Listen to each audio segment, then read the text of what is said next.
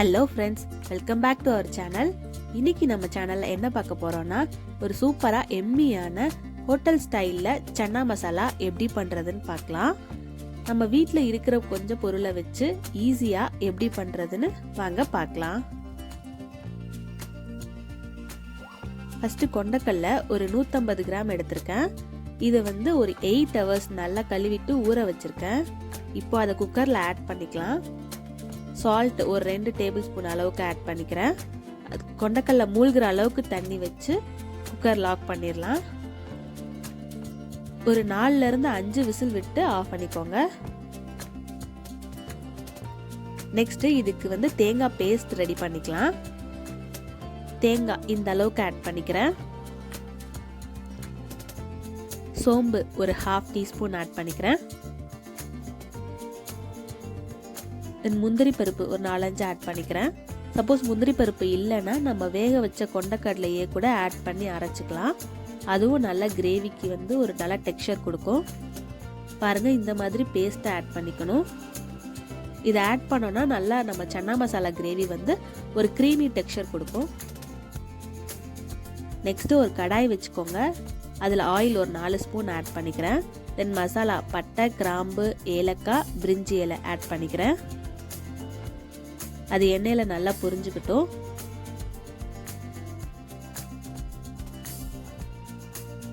Next பெரிய வெங்காயம் ஒரு மீடியம் சைஸ் பெரிய வெங்காயம் 2 நல்லா இந்த மாதிரி பொடியாக கட் பண்ணி ஆட் பண்ணிக்கோங்க.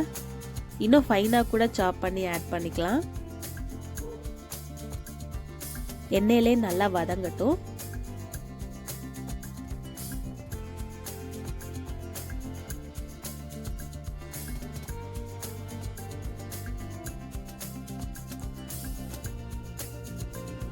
பாருங்க, இந்த அளவுக்கு வதங்கிடுச்சு. இப்போ இஞ்சி பூண்டு பேஸ்ட் 1 ஸ்பூன் அளவுக்கு ஆட் பண்ணிக்கலாம்.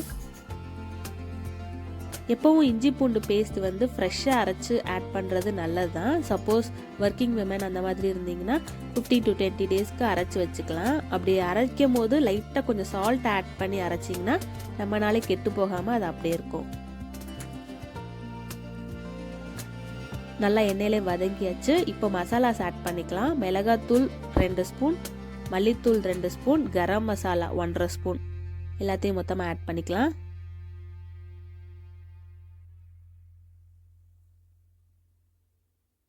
மசாலாஸ் எல்லாமே எண்ணெயிலே வதங்கட்டும். இப்போ தண்ணி எதுவும் ஊற்ற வேண்டாம்.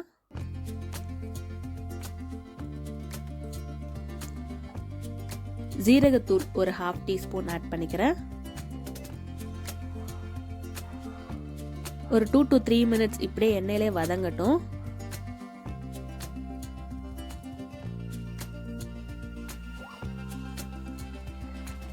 பச்சை மிளகா 1 ஆட் பண்ணிக்கிறேன். இது பச்சை மிளகா ஏன் ஃபஸ்ட்டே ஆட் பண்ணலன்னா எண்ணெயிலே ரொம்ப வதங்குறப்போ உடஞ்சி போயிடும்.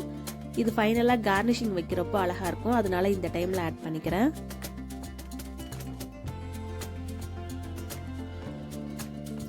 தக்காளி 2 மீடியம் சைஸ் தக்காளி நல்லா பழுத்தது அரைச்சு ஆட் பண்ணிக்கிறேன்.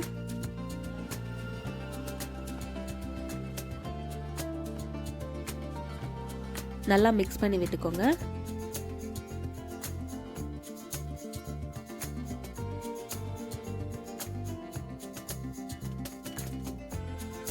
நம்ம வேணும்னா வெங்காயம் தக்காளி 2யுமே கூட அரைச்சு ஆட் பண்ணிக்கலாம்.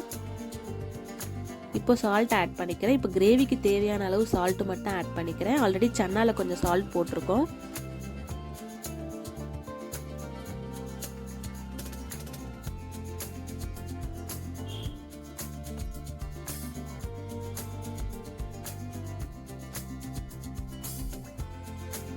இப்போ இதுல ஒரு 1/2 கப் அளவு தண்ணி மட்டும் ஆட் பண்ணிக்கிறேன்.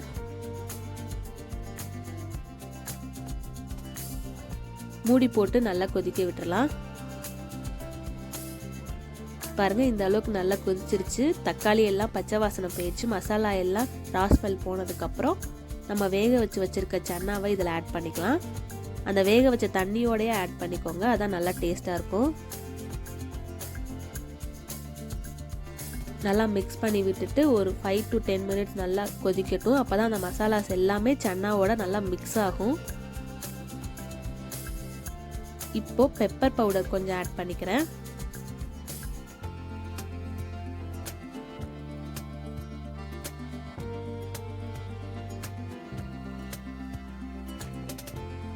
அடுப்பை சிம்மில் வச்சு அப்படியே மூடி போட்டு மூடி வச்சிடுங்க.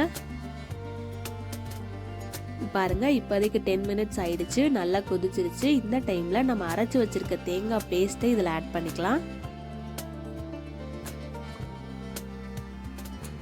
இன்னும் கொஞ்சம் தண்ணி கூட இதில் ஆட் பண்ணிக்கோங்க.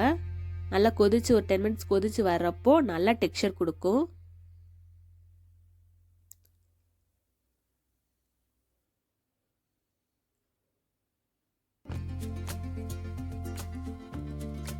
ஒரு 10 மினிட்ஸ் அப்படியே விட்டுறலாம்.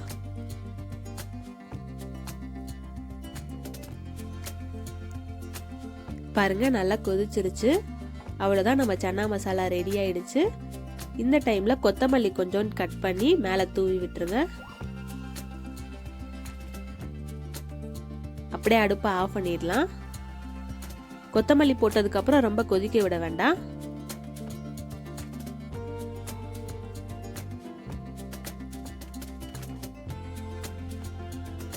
சன்னா மசாலா ரெடி. சூப்பரான சுவையான ஹோட்டல் ஸ்டைலில் சன்னா மசாலா ரெடி ஆயிடுச்சு.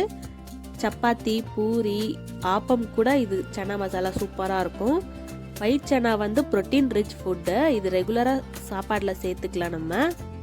நீங்களும் இதே மாதிரி ட்ரை பண்ணி பாருங்கள். எப்படி வந்ததுன்னு கமெண்ட் பண்ணுங்கள். நம்ம சேனல் சப்ஸ்கிரைப் பண்ணாமல் பார்க்குறீங்கன்னா மறக்காமல் சப்ஸ்கிரைப் பண்ணிக்கோங்க.